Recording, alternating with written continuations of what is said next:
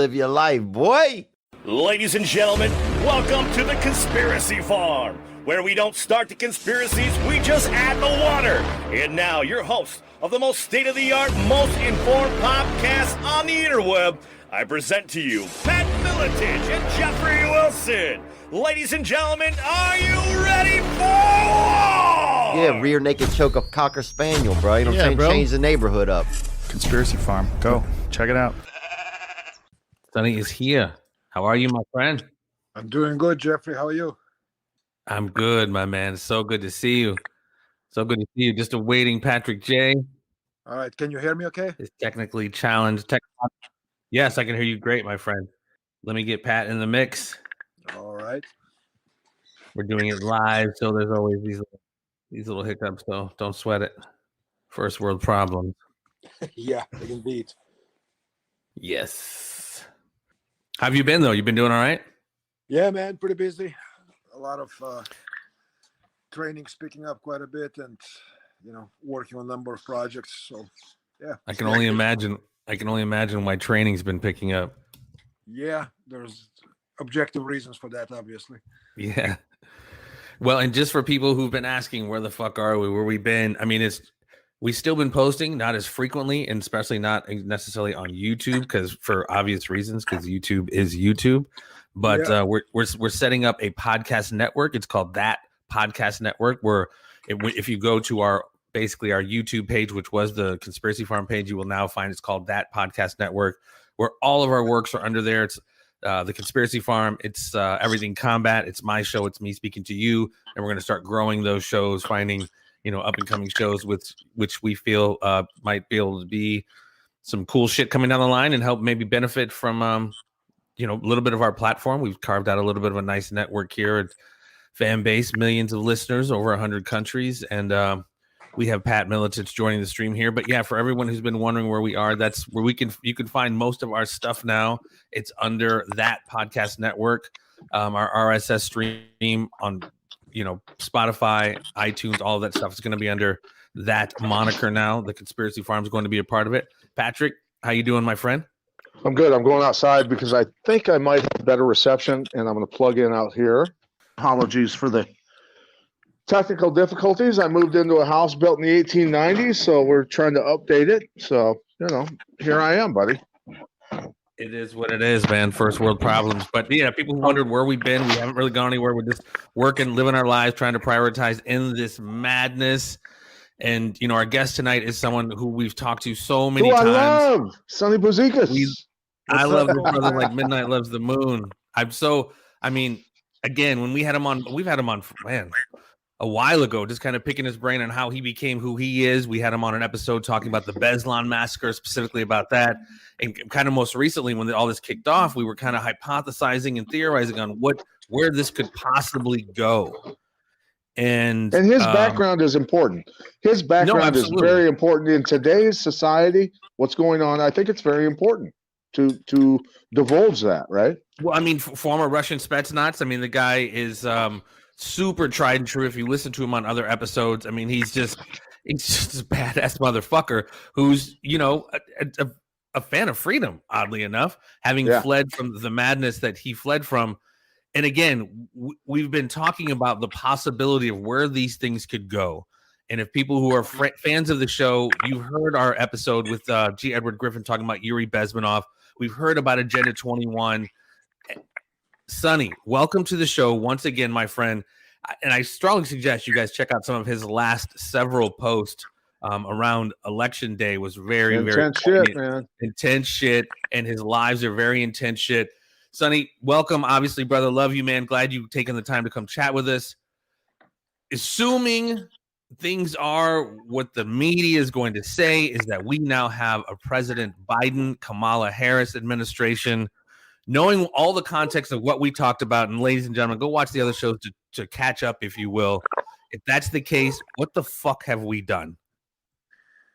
Well, what we have done is we postponed for a very short time the inevitable, but at the same time, we made that inevitable a lot closer to where it shouldn't go, which is genocidal.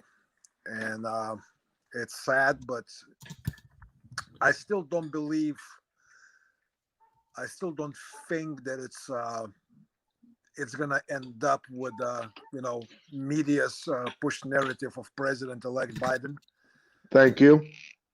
But if it does, Before you go on, Sonny, let me just ask you, because we've teased that term, we've talked about it. I've posted on my Facebook timeline, "Genocide Worse Than War," the movie, whether it's Pol Pot, whether it's Srebrenica in the Balkan Wars, whether it's Mao, whether it's Stalin.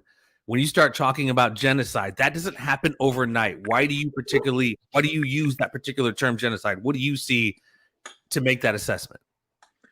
in my opinion, Jeff, is that over the past number of years, and especially within the past, let's just say 12 months, and even more so accelerated in the past 6 months,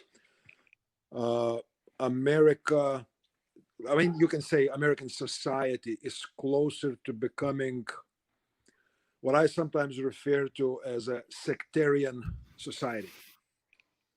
And what I mean by sectarian, it's not by skin color, by our backgrounds, whether we Irish American, Italian American, or whatnot. This is much more dangerous because it's strictly by drawn ideological lines. Yeah. In the past 12 months, we've seen fucking families being split apart because of ideology. Fathers don't talk to kids. Husbands, don't talk to their spouses.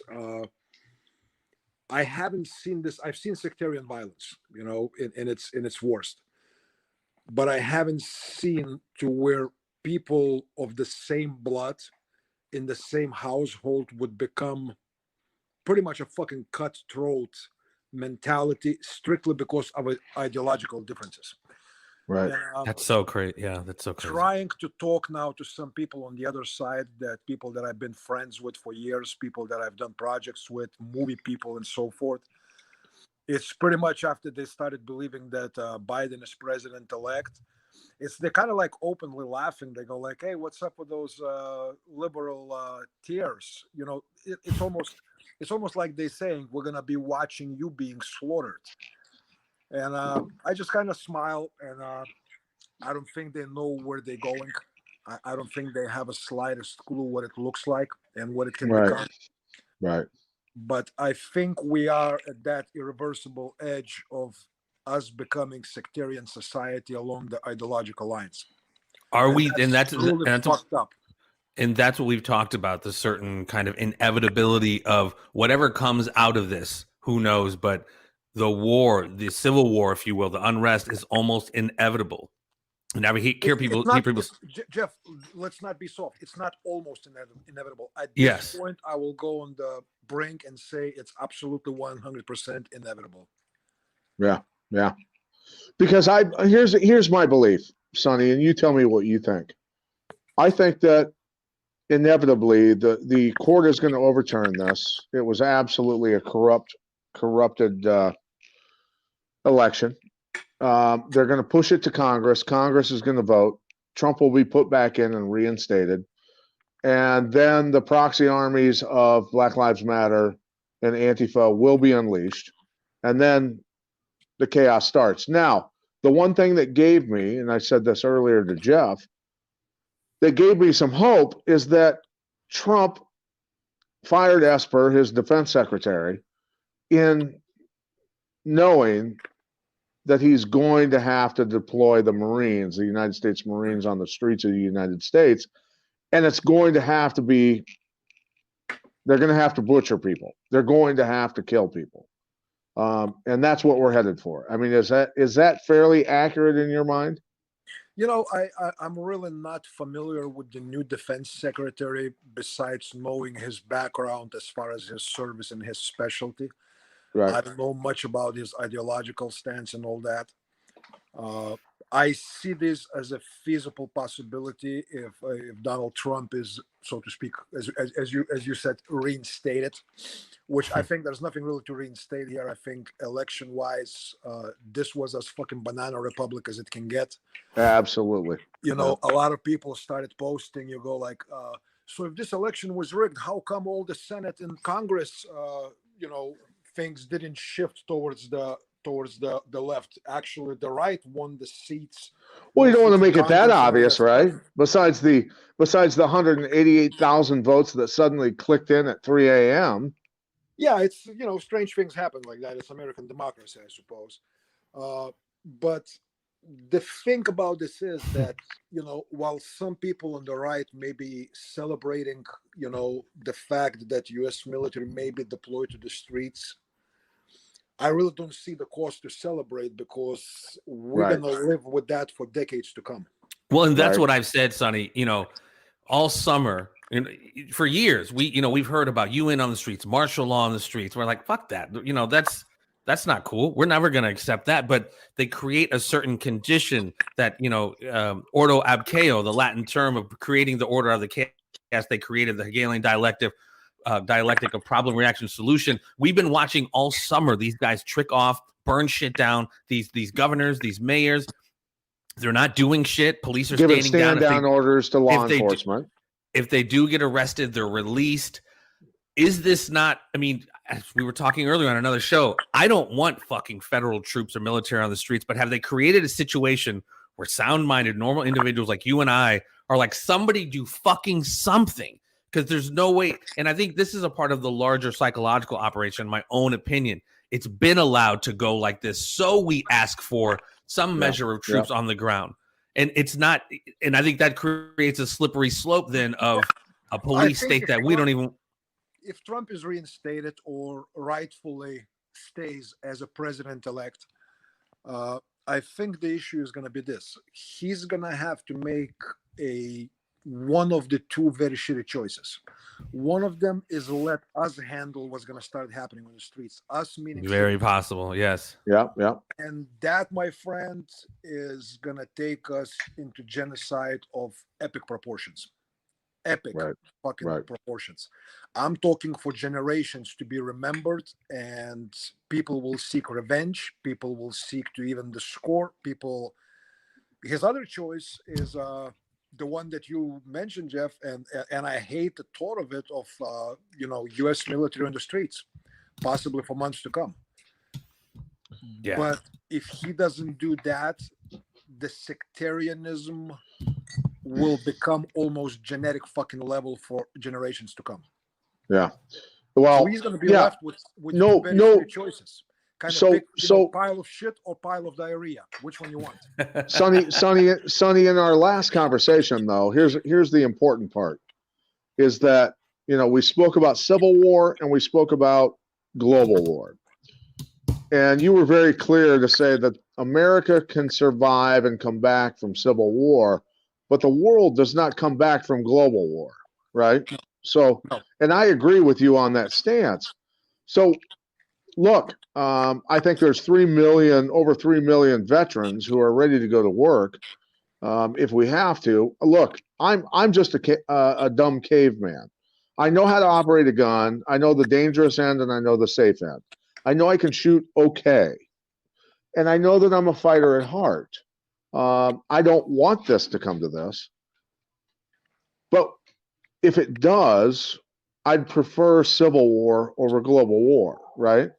Absolutely. I'm with you on that, because look, if Biden's administration becomes a reality, I'll tell you things that are going to be happening. We're going to be full force back in Syria. We're going to be full force openly, and not in some kind of a small scale, but on the big scale, supporting a new Ukrainian government to resolve their issue with Eastern Ukraine. Sure.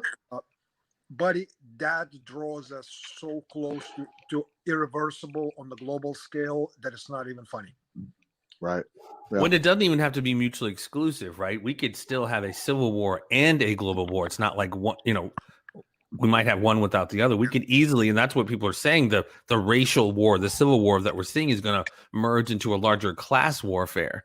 And, as someone who's, very familiar with communism and socialism, what are your thoughts again? If, Joe Biden. You know what? I think actually the class warfare is at this point has been excluded as a manifestation of what's going on. Class warfare for right now is basically It's just a fucking demagoguery. It's just people Yeah, talking shit. yeah. We have very, very quickly, within few months, moved across the divide of class warfare, across all that, into sectarian warfare. Yeah. This is the latest, the darkest stage that you can have of civil unrest, civil warfare. Yeah, buddy. Yeah. I Well, think we're going to move into I don't think we move into a global war more than likely. I think that, they, as Jeff has said many times, they don't want to destroy their own infrastructure, right? Because Chinese own America in many, many areas, many facets, right? Food production, energy production, and likewise, Americans own infrastructure in other areas. What we move into is a global war between, the elites and the common man. That's what we move into. Yeah, and if you look at this, here's the funny thing. In the last few days, and to me, it's very interesting to watch this transformation. Remember, for how long, Pat and Jeff, we've been talking about, the Agenda 2030, Right, the other stuff many years. We were being laughed at as a conspiracy theorist, as the crazy right wing, up someone's ass, Yep. off the kilt, imaginary, whatever, we imagining things. Now all of a sudden, with a very sudden escape of millions of people from Fuckbook and Instagram and going into other platforms like Parler and MeWe and all that stuff, right? All those videos resurfaced where Schwab, where Trudeau, where Macron, where Merkel are openly talking, using the word of global reset, using the word of Agenda 2030, using the word of universal income, using all this shit that we were accused of being crazy ass conspiracy theorists for bringing up to the surface. Now it's open knowledge, but here's the funny thing. It's not only open knowledge, probably good 50 million people in this country nodding their head, and they're going like, yeah, what's wrong with Agenda 2030? What's wrong with all this shit that they're talking about? Yeah. What's wrong with sustainable development? Much higher percentage than in Russia back in 1917, as far as the populace goes, that supported a Marxist revolution. This is where we stand. This is why I'm saying this is beyond class warfare. This is becoming a fucking ideological sectarianism. Well, in having individuals like G. Edward Griffin on and talking about Yuri Bezmenov, who I know you're familiar with, and I honestly recently became more familiar with the level of the infiltration that's been going on over so many years. What are your thoughts on this being potentially a culmination of that kind of Willie, inside. What's Patrick? Mute your Sorry, microphone, buddy. I'm please. taking care of my dog out in my backyard, That's right. buddy. Just mute your mic if you don't mind. I don't think I can. Just the level of infiltration we're seeing coming to almost a crescendo right now with, Biden's clear ties with the CCP and so many other things. What are your thoughts on, this plan that they've been planning for so long coming to possibly a summit, if this is even the summit? You know what? I think that whatever infiltration happened in the 50s, specifically into Western and also to include American academia, it kind of took a life of its own. While it was infiltrated through the classic Marxism of the 50s of Soviet Union, it became its own animal, dude. And I think it's actually a much more dangerous animal than the classic Marxism, because now this is neo-Marxism. This is postmodernism. This is the shit that Edward Griffin is talking about, that this became a whole new freaking monster. You know what I mean? And this academia, what they have developed now over the decades in American universities and all that shit, we laugh about it, we joke, we go like, yeah, look at these skinny jeans wearing little bitch asses with their purple hair and all that stuff. But there's freaking tens of millions of them. Tens of millions of ideologically, absolutely indoctrinated purists of neo-Marxism. They don't just say it because it's popular. Fuck capitalism, down with the riches and all that stuff. They actually like honestly believe that shit. Well, and I've said this on the show before. When I was in college, I met Bill Ayers, who was one of the heads of the Weather Underground, and it was when he was saying like their plans and what they were doing. And inside, I'm like young and pretty fucking stupid. I'm like, yeah, you're gonna take over the U.S. with communism, just internally laughing my ass off. But it was interesting to hear how he was talking about, kind of being provocateur and protest, kicking people on the legs, getting them people to get radical. But I mean, and it's honestly, as long as I've been doing this show and as much as I've been kind of a buff in this scene, I'm just now realizing over the last couple 2 to 3 years, your Yuri Bezmenovs, the understanding of Prairie Fire, going into things, Manning Johnson, especially for black folks, man, peep out Manning fucking Johnson, understand how this infiltration, or Thomas Sorrell or Sowell. I mean, this infiltration has been going on. Thomas Sowell, yeah. It's been going on for a very, very long time. And like we've been saying earlier, we were on a show. It's like our view of the world is so ADD, just moment to moment. We don't realize these motherfuckers plan this shit out decades in advance, man. This is chess, not checkers. Yep. And that's the thing.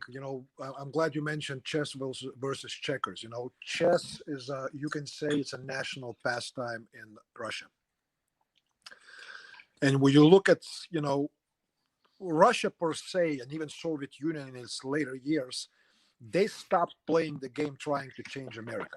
I don't think they even knew to what degree the early infiltration has grown to be its own living, breathing fucking apparatus within American society. I don't think they realized, and I think at the latest stages of Soviet Union, especially after Soviet Union broke up and it became independent Russia, they don't give a shit. They don't care. I think they're just watching in amazement what's going on now and going like, holy shit, this is scarier than 1917 in Soviet Union. This is much more severe, and people that's a bold fucking statement, bro. I know you know what you're saying, but that's a bold statement. I mean it, Jeffrey. I'm looking at this stuff and I made peace with myself. If this becomes what I think inevitably is coming, I'm okay to die in this fight, brother. I'm okay with this.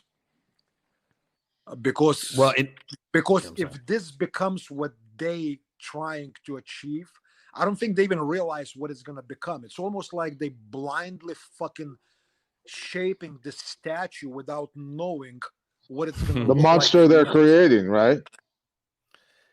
And that's what I wonder oftentimes, man. And we've been saying it for years during like the shootings and the Second Amendment stuff. And I've even seen it beyond that. They've been weaponizing our kids.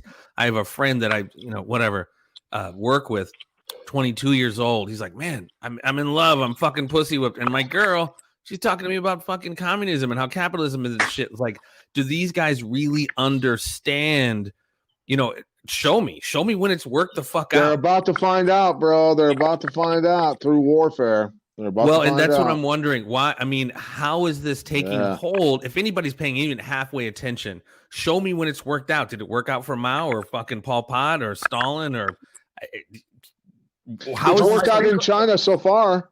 Well, how is this so attractive to young people? I think that this Why? New generation of neo-Marxists, they believe that they have some kind of evolving solution to make this into a workable outcome.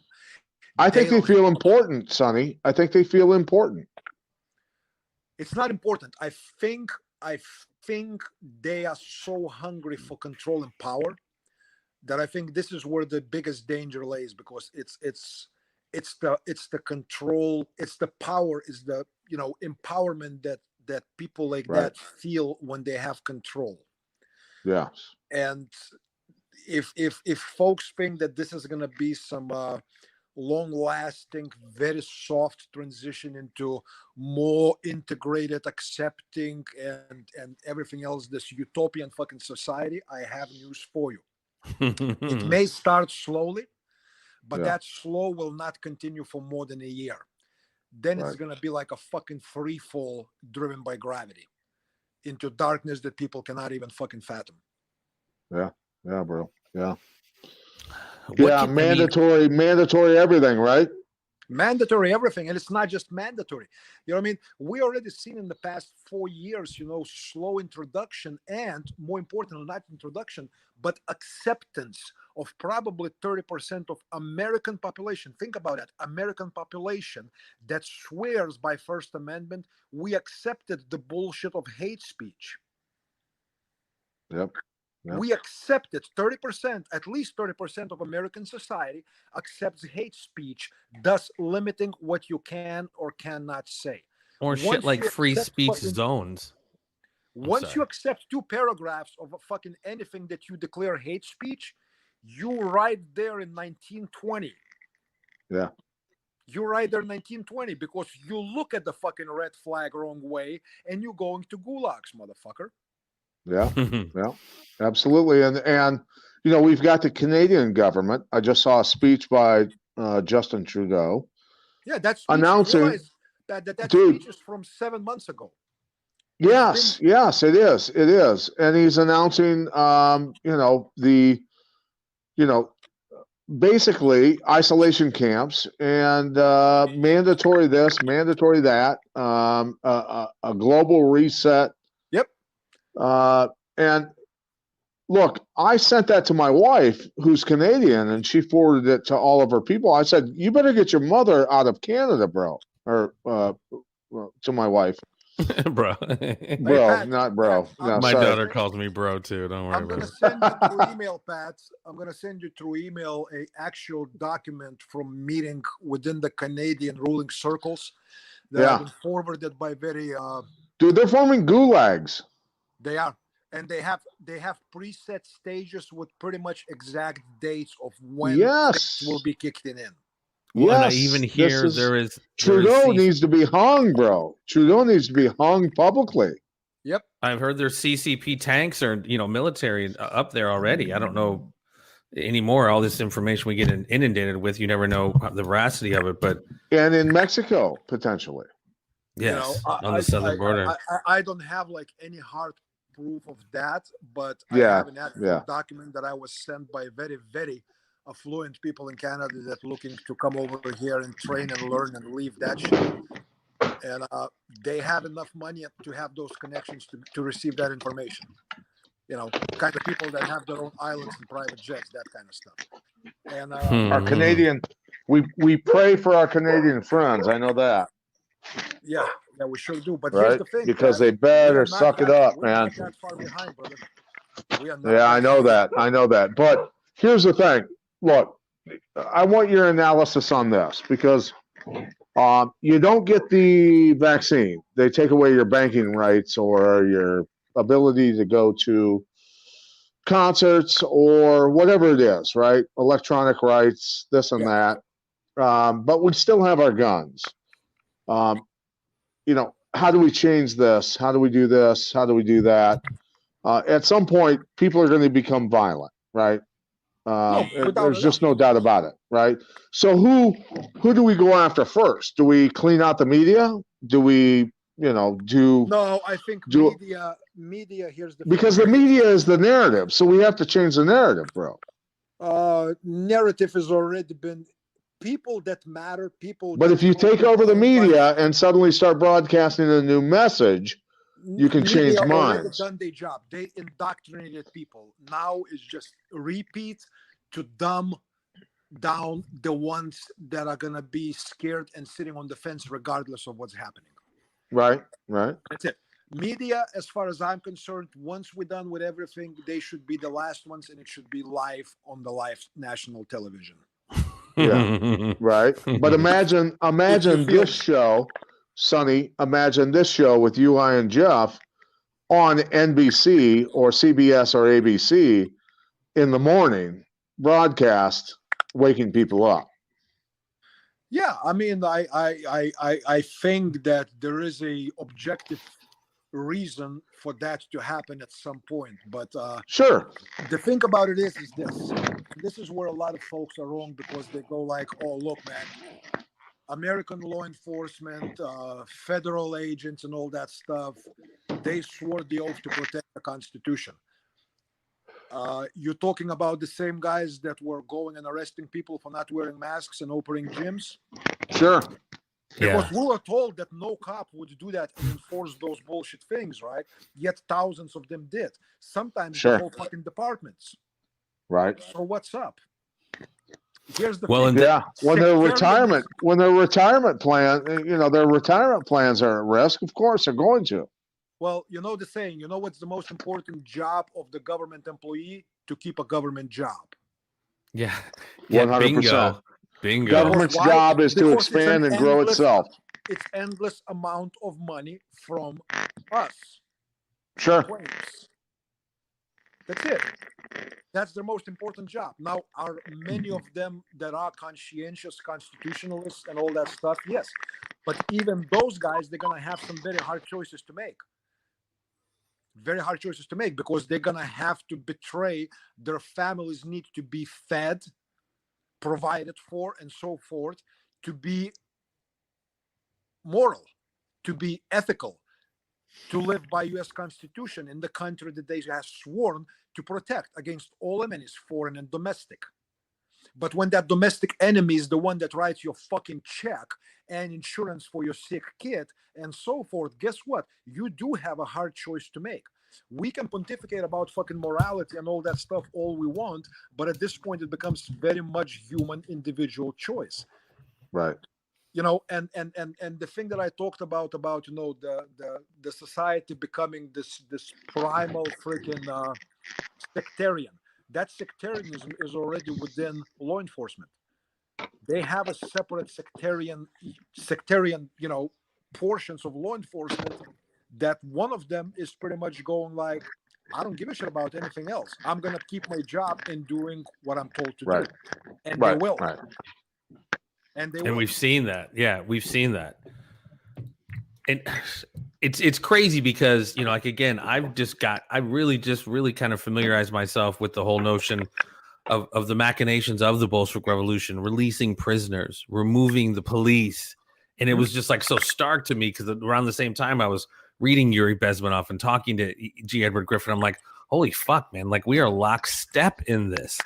And then, like I said in the beginning, any notion of Joe Biden becoming president, I mean, I know they're kind of two sides of the same coin and they're kind of frontmen for the larger, whatever you want to call it, whatever you want to cabal. The cabal. Yeah. Whatever you want to call it. Where do you see, like, I mean, obviously we're all just kind of prognosticate or attempt to prognosticate. Where are we going here in the next several years? 4 to 5. I remember we talked before, you were saying, we have a little bit more time than, we were thinking more dire short term, but what are you thinking now as far as if Biden is in? Actually, either way, because if Trump comes in, they're going to lose their fucking shit. And we're talking about pretty much kinetic civil war sooner than later. If Trump comes in, come January, we're going to be in the kinetic warfare of large scale. It's as simple as that. If Biden comes in, I think the true resistance, if you want to call it that, will start within 6 months when they're going to start implementing their policies. So regardless how you look at it, we may have a month and a half, or we may have 6, 7, 8 months. Right. It's almost like, are you being executed next weekend, or did you get a stay of execution from the governor? It almost seems that way. And I think that's, the thing with why I prefer, not just because of ideological beliefs and all that stuff, and lesser of two evils and all that stuff, but whatever you want to say, why I prefer that this plays out with Trump staying as a president is that their reaction of the other side is going to be more feral, emotional reaction. Yes. Yeah. Yes. Yeah. I think there's no doubt. There's no doubt that Trump will be reinstated, and then the proxy armies will be released. Yeah. And the thing that people don't understand that it's they do have certain amount of organization. They have this certain structure within Antifa and the Black Bloc and all that stuff. But a lot of those people within the front lines, so to speak, are not per se trained, controllable, and objectively thinking long-term fighters. Yeah. They're gonna bust out throwing everything they know how to throw in the short term. It's gonna be nasty, but it's gonna be a relatively short term. Then you're gonna have a simmering stage. You know what I mean? Where the more experienced, more ideologically pure, and more organized groups will come out and start doing shit. But it's gonna be more of a simmering, more of a Northern Ireland times 20. But it's still not open, all out, fucking burning the city. That's okay. So we were asked, everyone's throwing around that term civil war, etc. What do you, I mean, you kind of answered a little bit, but when we were talking to somebody earlier, I don't look at it as clearly as not as symmetrical like we saw in the Civil War, Fredericksburg, Gettysburg, lines against lines. I think you're going to see more regional guerrilla warfare, but that doesn't negate the fact that it's still a civil war taking place. It's just manifesting in a different way than we were traditionally used to seeing it. People will be killed in great numbers strictly based on their ideology or even assumption of their ideology. It's as simple as that. And that, my friend, is sectarian genocide. Yep. It's people just better insane. arm up, be ready to rock and roll. Ready here, buddy. Yeah, buddy. I know you are. I'm ready too. Well, Sonny, I don't want to keep you too much longer. I mean, I didn't want to beat the horse to death, but I definitely wanted to just hear your perspective because, especially after the election, I always pay attention to your lives and your posts, but after the election, and again, as I've gotten more understanding of this level of kind of radical left wing, if not, communist infiltration, I'm asking myself, like, fuck, man, I know the media is playing a huge role in constructing this narrative that's complete horseshit, but at the end of the day, this last several decades prove what the fuck they really are trying to do, whether it's the universities, our family. I mean, it's a little bit of everywhere, our military even, which I really had no fucking clue of. So I really wanted to get your perspective on what we can look forward to. And when I say look forward to, not anticipatory, but what's next. So I definitely appreciate your perspective. Anybody in the chat, you guys got any questions, anything when you throw out to Sonny? Pat, you obviously got any questions for our boy here before we let him slide? Well, I mean, that probably more private than anything else. But we got to here. I have faith. That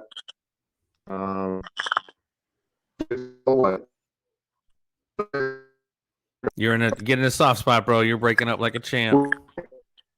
Yeah, the audio is breaking up. All right.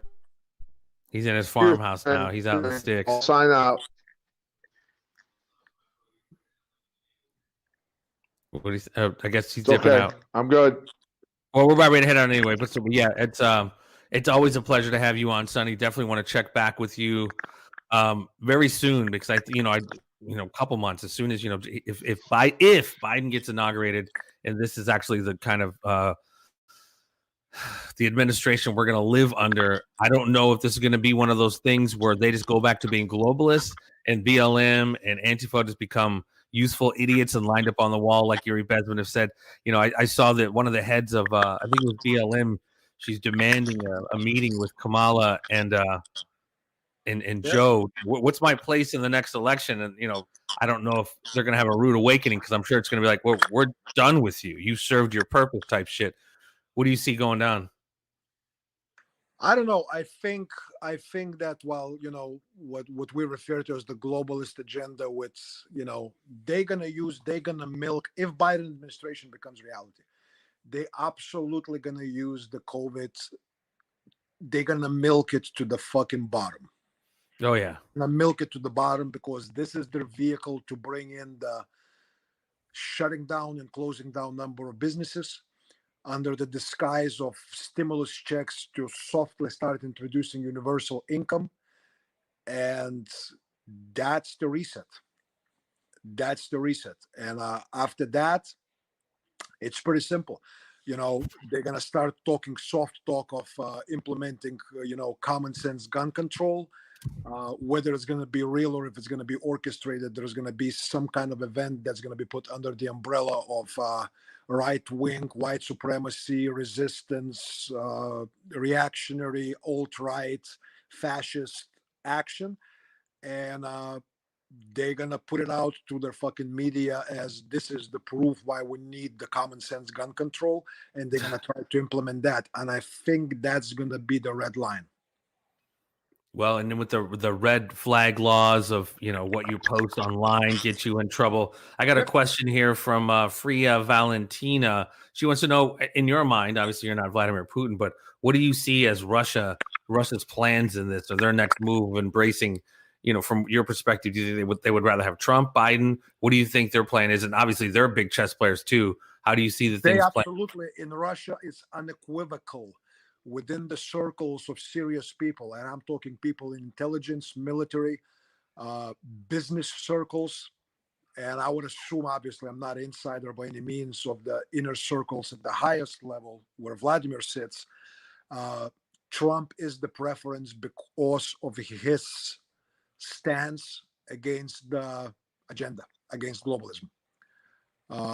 If America falls into globalist, that whole 2030 agenda thing, Yeah. Russia is the only thing that's standing against it. And it's going to be very hard for them to stand. Interesting. Yeah, all those that whole Eurasian area. I don't know who's on whose team. I mean, I hate to bring up the Izzies, the Israelis, the Russians, the Chinese. It just seems like everyone's kind of flipping sides, and with this whole fourth industrial revolution. Russia and China. It's nothing else but the policies of NATO and previous American administrations that put Russia into the hands of China as far as partnering up and becoming closer. Putin explained very, very clearly that his preference was close partnership with US of fucking A. But our policies through Syria, through Ukraine, through other places, Georgia, all that stuff, we pushed Russia away from something that could have been probably quite a decisive fuck you to the whole agenda. We pushed them away from it. And it's sad. But at this point in Russia, I can guarantee you in the highest circles, they are quite worried watching what's going on. A lot of people will say Russians don't give a shit. It doesn't matter. They know that American policies will not change. Not quite so. They do see certain amount of hope with Trump administration. They see very dark future with Biden administration. Russia does. Yes. Interesting. Do you have any thoughts? I mean, because as I see this kind of tech transfer and the Russian-Israeli relationship, do you have any particular thoughts on that and how this emerges into this next fourth industrial revolution? Because I think, in my personal opinion, I think Israel plays a very crucial role in a lot of these relationships. By deception thou shalt make war. They have a significant influence, and they are very, very good at pulling strings. That's without a doubt. And a lot of things that we see with certain temporary certain powers getting closer to each other, you have to realize this is not all black and white. The game of politics, there's a lot of gray area. For sure. You play for certain short-term gains to advance your goals long-term. Well, that's what I'm seeing. Like you said, a lot of these peace deals, man, UAE and potentially Iran. You see Israel creating these. It's not even just about Israel, but the One Belt Road project. It seemed like they're changing a lot of the guard over there throughout Eurasia to foreseeing almost this next phase, which is this One Belt. I mean, I'm sure you're familiar with the One Belt One Road policy and how a lot of these alliances are kind of based off of that to some degree. Yeah, I mean, it's that game is obviously have been played for many years. What it's going to become, really, the two most crucial pieces of that, as far as pieces that they're trying to change, are U.S. and Russia. That's the two most crucial pieces, because that's the two biggest powers that are capable to resist it. If they do it, not necessarily in lockstep and all that, but in the big direction, pretty much resisting the whole agenda, they fucked. if they take over and they install Biden and camel toe ho, can I say that? I love it. Did I just got myself banned from things? I'm offended, Sonny Puzikas.